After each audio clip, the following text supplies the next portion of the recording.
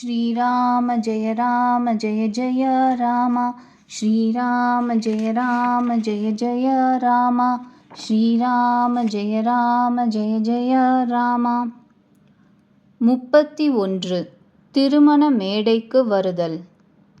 எல்லா தேவர்களையும் மரியாதையோடு அழைத்து வந்து தக்கபடி அமர்த்தினர். கல்யாண மன்றம் வேத முறைப்படி அமைக்கப்பட்டிருந்தது. பெண்மணிகள் அழகாக சிறந்த மங்கள கீதம் பாடினர். மண்டபத்தில் மிகவும் உயர்ந்த தெய்வீகமான சிம்ஹாசனம் இருந்தது. இதன் அழகு வர்ணித்தற்கும் அப்பாற்பட்டது.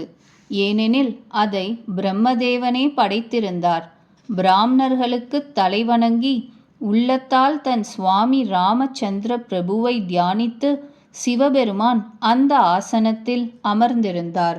பிறகு முனிவர்கள் பார்வதியை அழைத்தனர். சகிகள் அவளை சிங்காரித்து அழைத்து வந்தனர். பார்வதியுடைய திருமேனியை பார்த்த உடனேயே எல்லா தேவர்களும் மதிமயங்கினர். அந்த சௌந்தரியத்தை வர்ணிக்க உலகில் எந்த கவி இருக்கிறான்? பார்வதி உலகின் தாய், சிவபெருமானின் மனையாள் என்று கண்டு தேவர்கள் மனதிற்குள் வணக்கம் செலுத்தினர். அழகின் எல்லை நிலம் பவானி.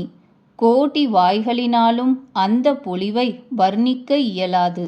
ஜெகன்மாதா பார்வதியின் அளவற்ற பொலிவை கோடி வாய்களினாலும் வர்ணிக்க முடியாது.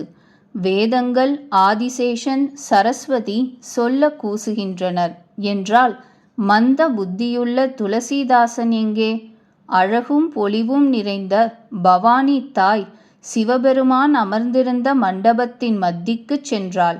வெட்கத்தினால் அவள் கணவரின் திருவடி தாமரைகளை கூட காண முடியவில்லை. ஆனால் அவளுடைய மனதாகிய வண்டு அங்குதான் சுற்றி கொண்டிருந்தது.